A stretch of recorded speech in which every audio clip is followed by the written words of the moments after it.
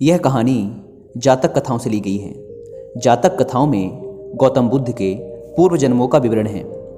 एक बार गौतम बुद्ध कौशल राज्य में भ्रमण कर रहे थे। एक गरीब की कुटिया पर पहुंचने पर उस घर के मालिक ने उन्हें भोजन का निमंत्रण दिया। भोजन करने के पश्चात गौतम बुद्ध कुटिया के पास वाले बगीचे में टहलने लगे। अचानक उनकी नज़र एक ऐसे स्थान पर पड़ी जहां ना तो कोई पेड़ था और ना ही किसी तरह की घास ही उगी थी। पूछने पर माली ने बताया कि जब पेड़ लगाए जा रहे थे तब एक मूर्ख बालक ने पेड़ों को उखाड़ उखाड़ कर उनकी जड़ें नाप नाप कर पानी दिया था, जिससे सब पेड़ खत्म हो गए थे। गौतम बुद्ध ने हंसते हुए कहा, मूर्ख लड़के ने पहली बार ही बाग नहीं उजाड़ा, इसने पूर्व जन्म में भी ऐसा ही किया था। उन माली और घर के मालिक के पूछने पर गौतम बुद्ध ने उस लड़के के पूर्व जन्म की कथा सुनाई कि काशी के राजा बृहदत्त के राज्य में एक बार नगर में बड़ा उत्सव हो रहा था। राजा के माली की भी इच्छा हुई कि वह भी नगर में जाकर उत्सव देखे, लेकिन उस पर पेड़ों को पानी देने का उत्तरदायित्व था। माली दुर्लभ और सुंदर पेड़ों तथा लताओं से भरे बगीचे की रोज देखभाल किया करता था। उसके ना रहने पर बगीचे और पेड़ पौधों की देखभाल कौन करेगा, इसका विचार करने पर उसे अपने बंदर मित्र का ध्यान हो आया। वह बंदर बगीचे में रहने वाले बंदरों का सरदार था। किसी तरह एक बार माली की बंदरों के सरदार से दोस्ती हो गई थी। उसने बंदरों के सरदार के सामने अपनी समस्या रखी और उससे कहा, मित्र, क्या तुम एक दिन के लिए अपने साथियों के साथ मिलकर इस बगीचे को सींच दोगे? मुझे एक जरूरी काम से बाहर जाना है।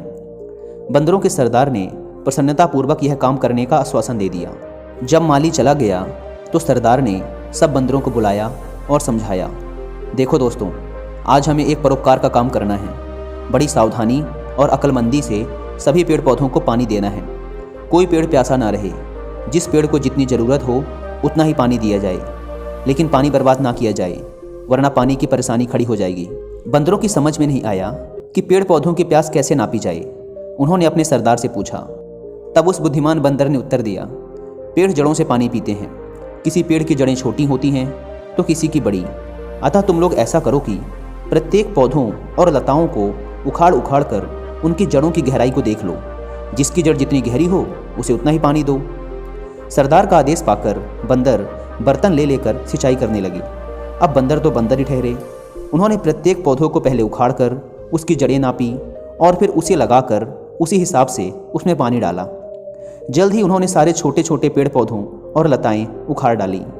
इस मेहनत के काम में बंदर भी बिल्कुल थक चुके थे, पर उन्हें इस बात का संतोष था कि आज उन्होंने एक बहुत अच्छा काम किया था।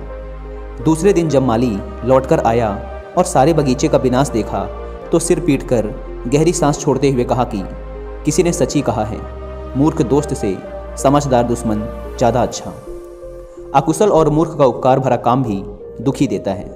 कथा को खत्म करने के बाद गौतम बुद्ध मुस्कुराते हुए बोले, अब तो आप लोग समझ ही गए होंगे कि एक मूर्ख दोस्त से एक समझदार दुश्मन ज़्यादा अच्छा, क्योंकि एक मूर्ख दोस्त का उपकार भरा काम भी हमें दुखी देता है। गौतम बुद्ध ने आगे कहा, इस संसार रूपी बगीचे को भी एक अच्छा जीवन जीने लायक स्थान बनाने के लिए अनगढ़ और मूर्ख व्यक्तियों की नहीं, बल्कि श्रेष्ठ चिंतन से युक्त व्यक्तित्व की ही ज़्यादा आवश्यकता है।